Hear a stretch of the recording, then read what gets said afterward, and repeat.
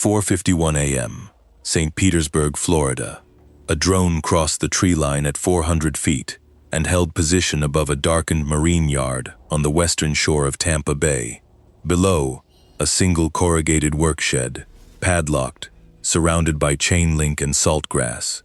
Property records had it sealed since the prior owner's bankruptcy 14 months earlier. The drone's thermal sensor disagreed. There was a heat signature inside. Human-shaped, stationary, alive. 26 federal agents staged at 2 assembly points within the next 22 minutes. FBI hostage rescue team operators moved toward the fence line from the landside approach. 200 yards offshore, the United States Coast Guard cutter Resolute held station, lights dark, sealing the waterside exit in case anyone tried to leave by skiff. The net had been closing for 28 days. It was about to shut. The man inside that shed was Owen Halversen, 38 years old, acoustic engineer, husband, father of a 2-year-old. He had walked out of a marina parking lot in Tampa on a Wednesday evening in late May, carrying a gym bag, and vanished. His truck sat in the lot for 3 days before a parking attendant called it in. By then, the Bureau already knew. This case didn't break because of an informant or luck. It broke because a number didn't add up. A boatyard that shouldn't have been consuming fuel. A forensic accountant at the State Department who was tracing sanctions violations on marine fuel and spotted something completely unrelated. That detail, $7,400 in diesel purchased by a shuttered boatyard, would eventually put an FBI hostage rescue team through a padlocked shed door on the western shore of Tampa Bay at 4:51 in the morning. Here is how it unfolded. Owen Halversen had worked at a Tampa area defense contractor for 9 years, the last 4 on towed array sonar calibration systems for surface combatants. His team was servicing passive detection arrays aboard ships in the USS Nimitz Carrier Strike Group, which had moved to the Caribbean in the second week of May, following escalating diplomatic incidents between Washington and Havana. The deployment wasn't publicly announced in full. The scope of the sonar work wasn't publicly known at all. Halversen held a top-secret clearance with special compartment access. He was not the kind of person who disappears. He was also not the kind of person anyone would expect to become a target. He lived in a 2-story house in a quiet neighborhood in Hillsborough County. He coached a youth soccer team on Saturday mornings. He drove a 4-year-old pickup truck. No unusual financial history, no foreign contacts on record, no disciplinary issues at work. His security clearance renewal, completed in December, had come back clean. By every standard that counterintelligence uses to assess cleared personnel, he was invisible to the threat calculus. He didn't travel internationally. No meaningful social media presence. He attended his daughter's pediatric appointments on weekday mornings, when he could adjust his schedule. Investigators would later conclude his ordinariness wasn't a liability. It was the entire reason he'd been selected. He left the contractor's facility around 5:40 p.m. on Wednesday, May 28th. Security badge logged him out. A parking lot camera at the marina across the street, he kept a small fishing skiff there, recorded him entering at 5:53 p.m., carrying the gym bag, wearing a gray compression shirt and dark shorts. The camera did not record him leaving. What it did record, at 5:55 p.m., was a dark blue panel van exiting the far end of the parking lot at speed, running a stop sign as it turned north. The van wasn't in any slip rental registry for the marina. Its plates came back to a freight logistics company in Hialeah that had dissolved in early spring. No Florida tags had been reissued to that vehicle identification number since. Pinellas County Sheriff's Office filed a missing person report the following evening, after Halversen's wife, Meredith, reported he hadn't come home. The Bureau took the case that same night, not because of the van, which they didn't have yet, but because one field agent called the contractor's security office. When the agent learned what Halversen's access level covered, the case was immediately escalated to FBI Tampa's National Security Branch. The parking lot camera footage arrived by early the next morning. The timeline was established within hours.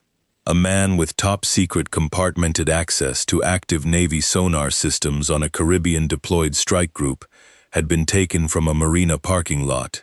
The vehicle used had a false registration tied to a dissolved shell.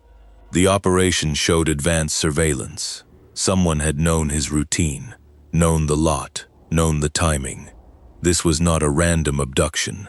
The question the Bureau couldn't yet answer: where was he, and how much time did they have?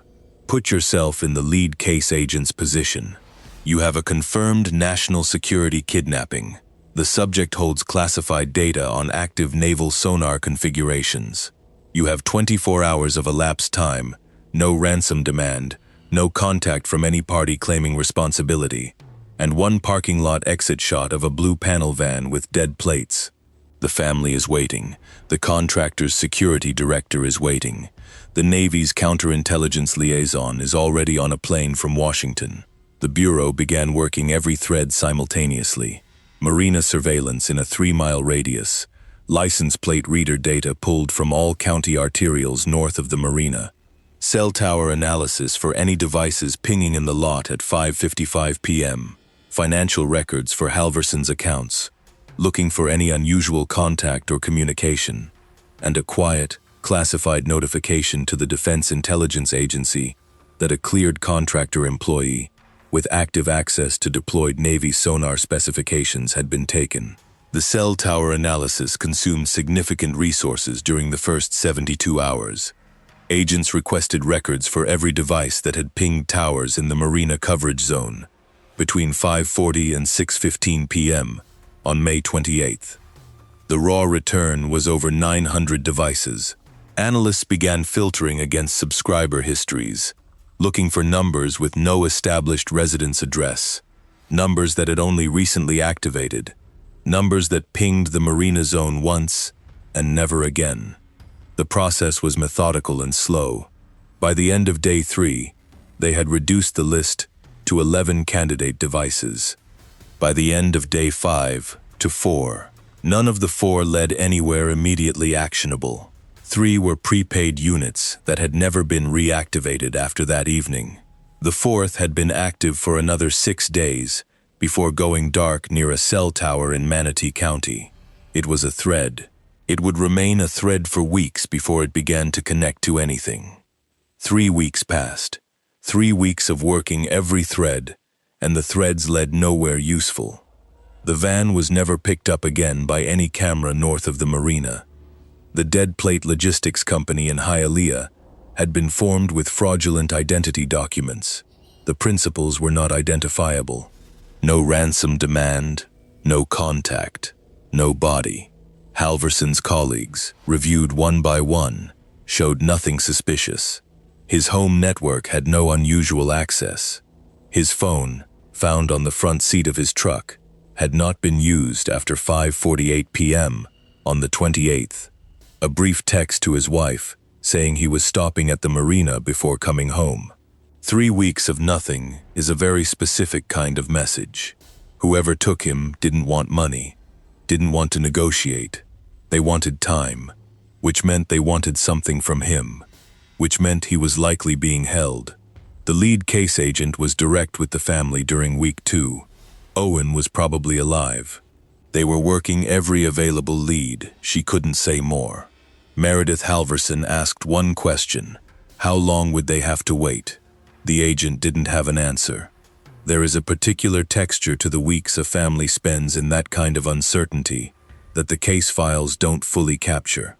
Meredith had a 2-year-old who kept asking where her father was. She'd told the child he was away for work. The child accepted this for about a week, then began asking every morning at breakfast. Meredith's parents had driven down from North Carolina during the first week and hadn't left. Her mother-in-law called twice a day. The lead case agent had assigned a victim specialist liaison to the family, a woman who had worked kidnapping cases for 11 years and understood that her job in those weeks was not to provide information. She had almost none, but to be present, to receive the questions that had no answers, to keep the family from fracturing under the weight of not knowing. The defense contractor had placed Halversen's clearance in administrative suspension, which was protocol, and which also meant his colleagues couldn't be told why. They'd been told he was on medical leave.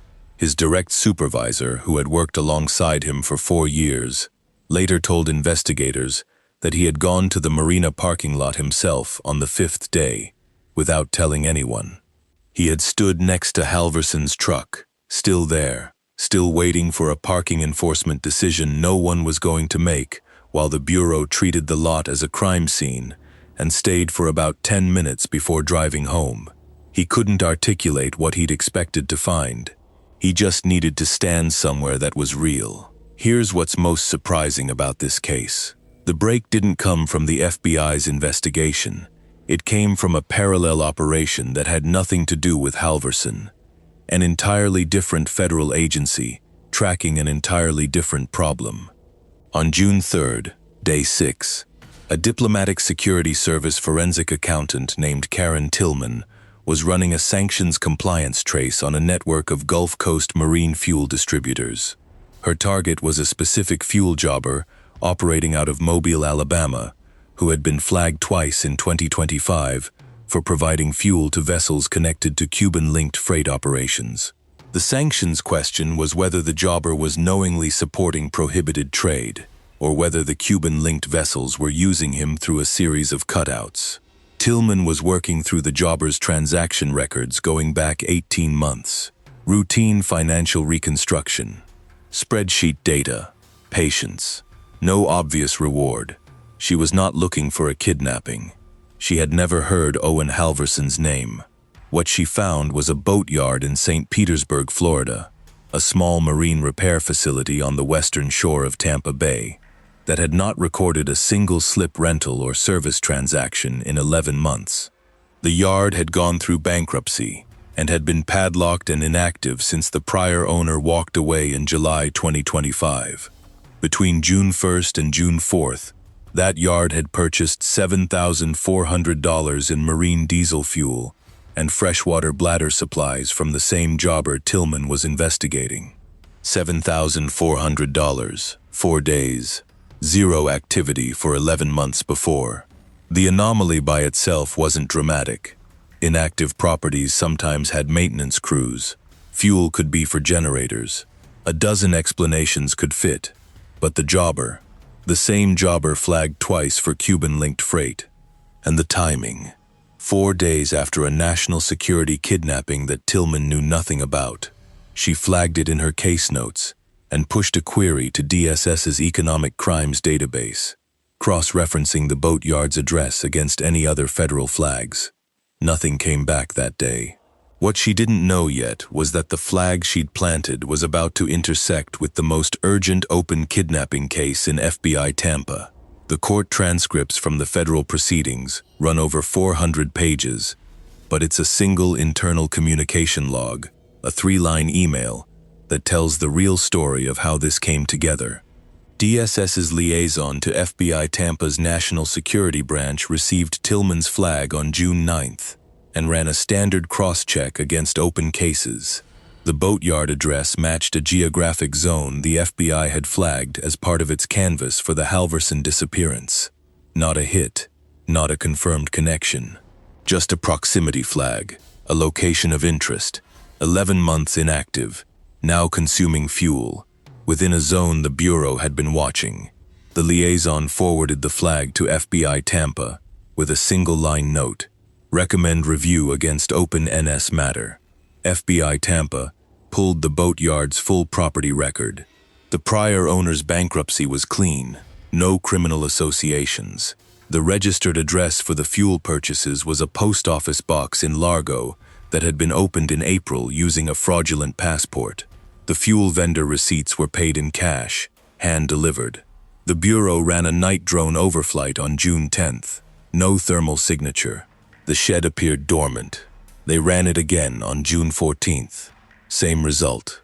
On June 18th, day 21, a different drone unit, with higher resolution thermal optics, made a third pass at 3 a.m. This time, the signature was there. Faint, but there. One person, inside a sealed building, That property record said was empty. Was there a real decision to make here? Or was the only possible answer an immediate breach? There was, in fact, a decision. And it wasn't simple. An immediate breach carried risk. If Halversen was inside but being held under threat, a forced entry could trigger a harm response before agents could reach him. The shed had one confirmed entry point, a roll-up door facing the water, and the structural schematics from the bankruptcy filing showed an interior partition, meaning agents breaching the main entrance couldn't immediately see the entire floor plan. If captors were inside and armed, Halversen would be in the line of movement. The alternative was to continue surveillance and attempt to identify who was entering and leaving the property, building a fuller picture before a tactical move. This had the advantage of more intelligence. It had the disadvantage of time. Every day of captivity was a risk to the subject, and the fuel purchase data suggested the yard had been prepared for extended occupation. The Bureau made the right call by waiting those extra 6 days and running additional surveillance before breaching. It wasn't a failure of urgency. The intelligence gathered in those 6 days, identifying vehicle patterns, establishing the number of individuals entering and leaving, confirming no extraction movement was imminent, directly reduced the tactical risk when the HRT team went in. The instinct in a rescue case is always to move fast. Sometimes, the more disciplined choice is to take the time to move correctly. In the interval between the June 18th thermal detection and the authorization of tactical action, the surveillance apparatus around the boatyard expanded considerably. The FBI staged a 2-person fixed observation team in a commercial fishing vessel moored approximately 300 yards north of the yard's back dock. The vessel had been arranged through a cooperative owner who asked no questions after a brief conversation with the Tampa field office. The team worked in 6-hour rotations, using long-lens optics and a passive acoustic monitor pointed at the shed's exterior. They were under strict protocols not to be observed, not to approach, and not to transmit, except during designated windows using a low-power encrypted channel. What they recorded over 6 days was methodical and revealing. Deliveries came twice. A man driving a white pickup truck, later identified as a rental from a Clearwater agency paid in cash under a false name, pulled alongside the yard's side gate on June 20th, and passed 3 cardboard boxes through the chain link without entering. He was on site for less than 4 minutes. A second delivery on June 23rd followed a near-identical pattern. Different vehicle, same transfer through the chain link. Based on thermal imaging and the weight distribution visible in the footage, the boxes were consistent with food and water supplies. They were not equipment. Whatever the operation required was already inside. The observation team also logged personnel movement. Over the full surveillance period, they confirmed 4 distinct individuals. 3 were consistently present overnight. 1 arrived and departed on irregular schedules, never staying past sundown, always coming from the north along the perimeter road. This individual was assessed as likely performing a supervisory function. His vehicle, a gray sedan, was tracked backward from partial plate captures to a rental agency in Tampa, with a transaction record that would ultimately connect to the handler later arrested at the Clearwater Motel. On June 24th, the observation team recorded what they logged as anomalous water activity. At approximately 2:15 a.m., one of the consistently present individuals moved from the shed to the back dock and spent approximately 11 minutes examining the rigid hull inflatable moored there. He appeared to be checking lines, inspecting the outboard motor, and testing the fuel bladder connections. He did not depart by water. He returned to the shed, but the activity was logged immediately and flagged to the tactical planning team. The interpretation was straightforward. Someone was conducting readiness checks on the extraction vessel. The operation was either preparing to move or maintaining readiness to move on short notice.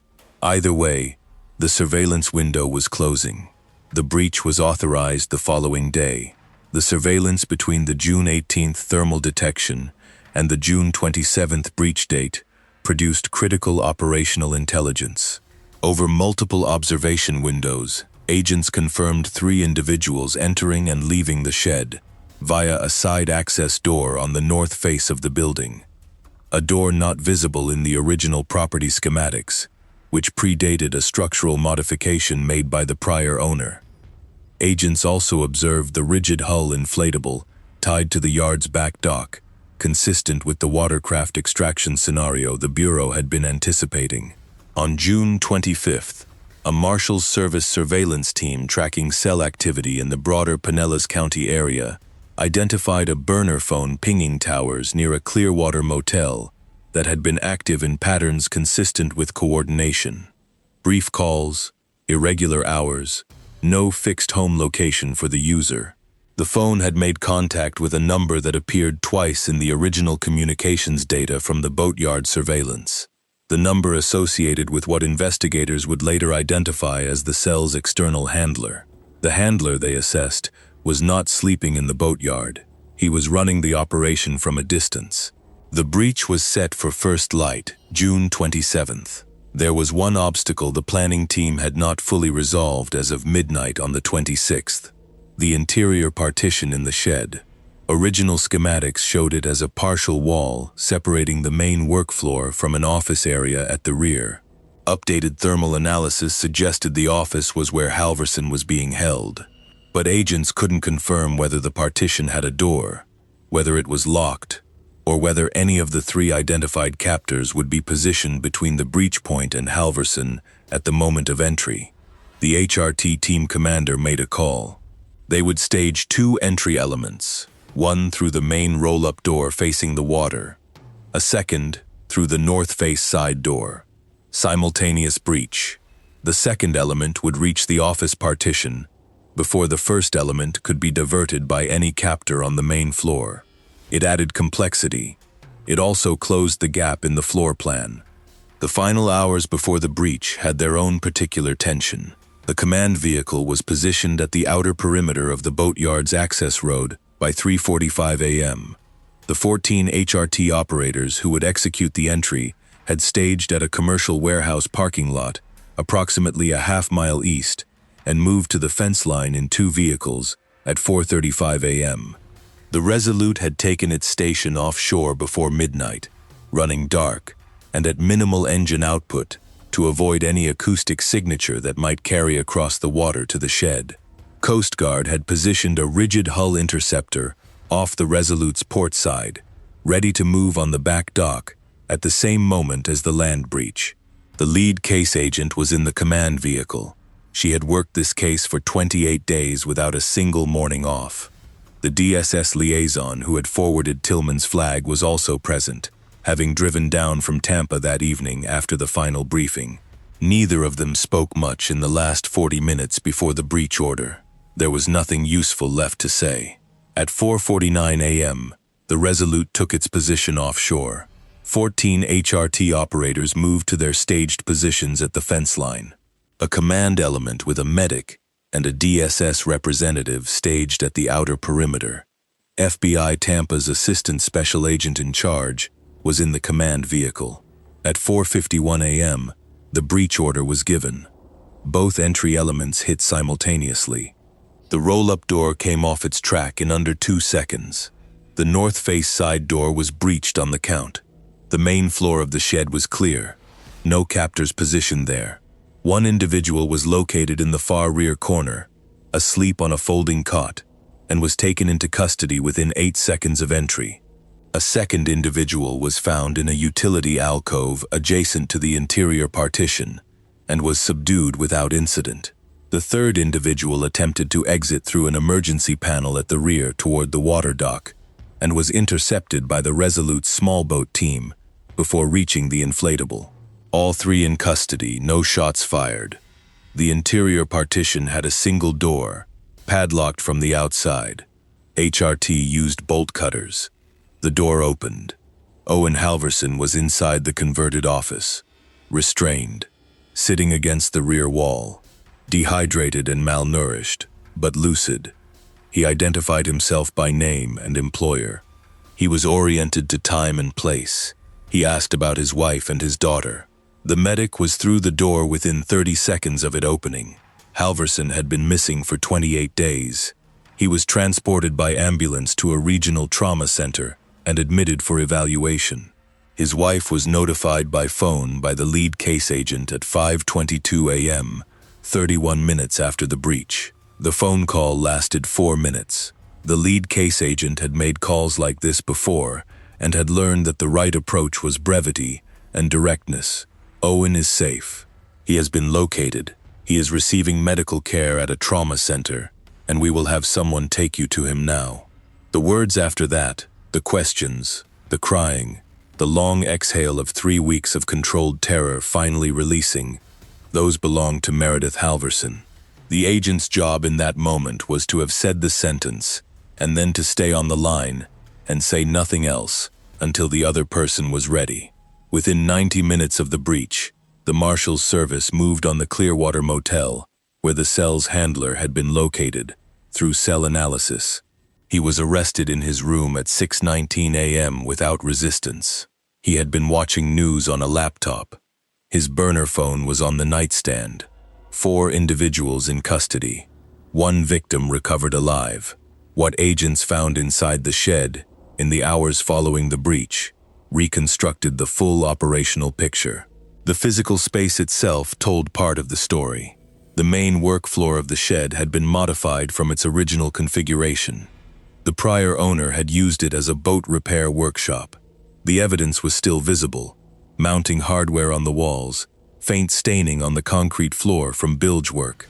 But the operational occupants had added a layer of habitation: 3 folding cots, a portable propane stove with canned goods in a plastic bin, a camp toilet behind a hanging curtain in the northwest corner, a car battery connected to a small inverter providing low-voltage power to an overhead LED lamp, and a charging strip. The smell inside, agents noted in their reports, was significant. 28 days of 4 people in a sealed space, with minimal ventilation, leaves no doubt about how long a place has been occupied.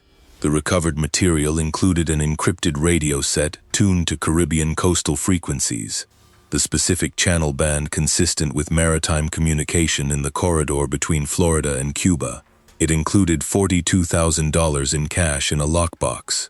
It included a forged Bahamian crew manifest with Owen Halversen's name pre-typed on a line designated as Chief Technical Advisor, accompanied by a physical description matching him and a photograph taken at the marina parking lot approximately 3 weeks before his abduction, indicating the surveillance of Halversen had begun weeks before the actual operation. And it included a printed dossier, not on Halversen, on 3 other individuals, defense engineers working for contractors in the Tampa-St. Petersburg metropolitan area, all holding clearances. 2 of them connected to the same sonar and acoustic systems program Halversen had been working on. Names, home addresses, vehicle descriptions, daily routines, photos. All 3 were placed under federal protection before 9 a.m. In the days following the breach, the evidence processing team worked through the shed's contents in methodical detail. The encrypted radio set drew the most immediate attention from technical analysts. It was not a commercial unit.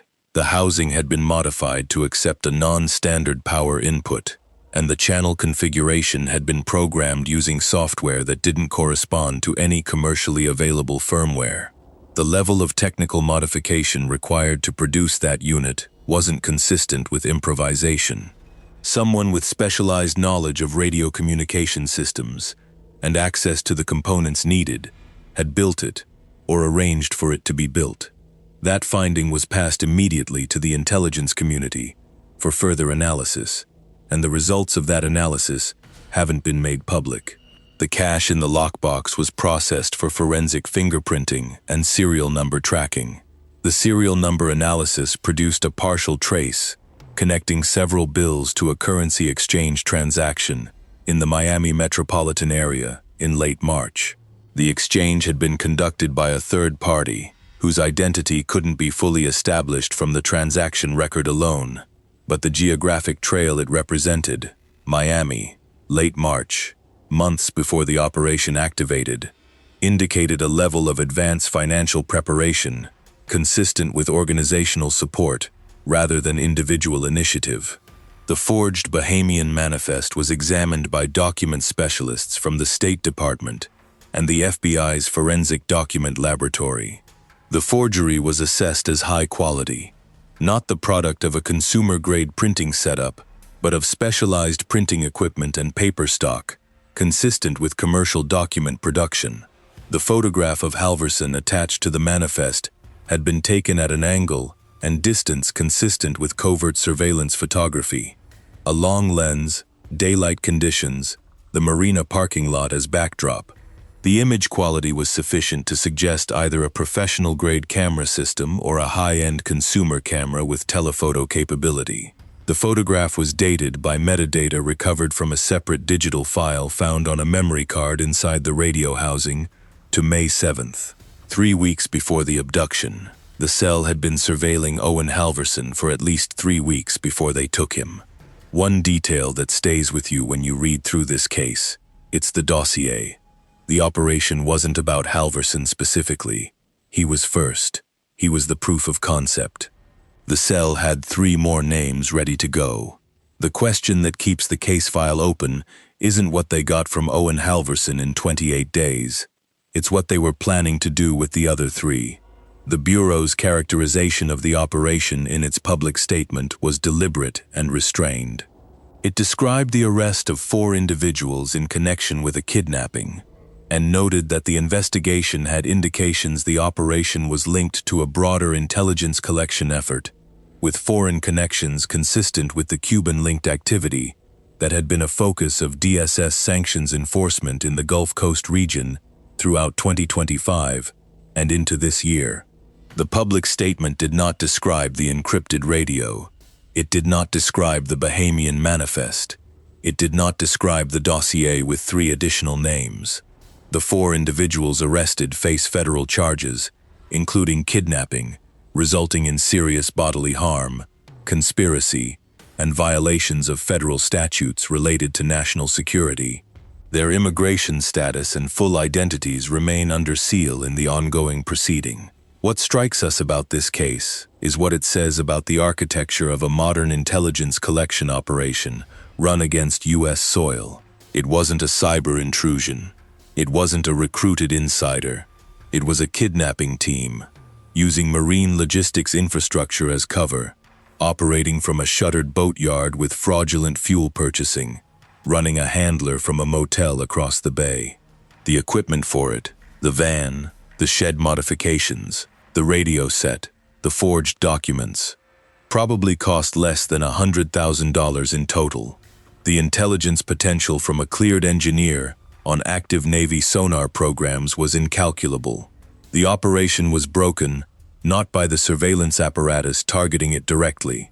It was broken by a forensic accountant looking at the wrong thing for the wrong reason, noticing a fuel purchase that didn't belong, and pushing a flag into a database where it eventually touched a geographic zone another agency was already watching. Karen Tillman was not looking for Owen Halversen. She found him anyway. The investigation has since produced additional questions that remain unanswered. The dark blue panel van that left the marina parking lot at 5:55 p.m. on May 28th was never recovered. It was photographed once, from one angle, at limited resolution. The plate was false. No subsequent camera in the county system ever matched its vehicle description with sufficient confidence for a confirmed hit. Investigators believe it was repainted or dismantled within the first 72 hours. The encrypted radio set was technically sophisticated, not off-the-shelf hardware available through civilian channels. Analysis of its configuration is ongoing.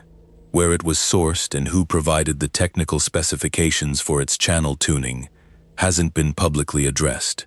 The cell's external handler, the individual arrested at the Clearwater Motel, has not cooperated with investigators. His true identity remains under seal. His travel history prior to arriving in Florida in late April has been partially reconstructed but not fully established. What reconstruction has been completed places him in 3 cities: Miami, Atlanta, and Houston, between late January and mid-April, based on cell tower pings from devices assessed as likely belonging to him. Whether those movements represented operational preparation, coordination meetings with principals above him, or both, isn't established in the public record. The FBI's assessment, conveyed obliquely in a court filing, is that the handler didn't act alone and wasn't the originating node of the operation. The forged Bahamian crew manifest raises a question the Bureau hasn't publicly answered. What was the extraction plan? A manifest with Halversen's name pre-typed implies a vessel, a route, and a destination. The Resolute's presence at the waterside approach on the morning of the breach suggests the Bureau had assessed an extraction by skiff as possible. But a skiff doesn't get you to Havana. What was the vessel? Where was it? Had it already been waiting, and if so, for how long? Those threads are still open. The 3 Tampa area defense engineers named in the dossier have been relocated and remain under federal protection. Their names haven't been made public. The scope of the cell's prior intelligence collection, what, if anything, they obtained from Halversen in 28 days of captivity, is classified and hasn't been addressed in any public proceeding. A line in the federal charging documents describes the encrypted radio's Caribbean coastal frequency band as consistent with direct contact capacity to specific maritime coordinates in the Florida Straits. That sentence wasn't elaborated on. It didn't need to be.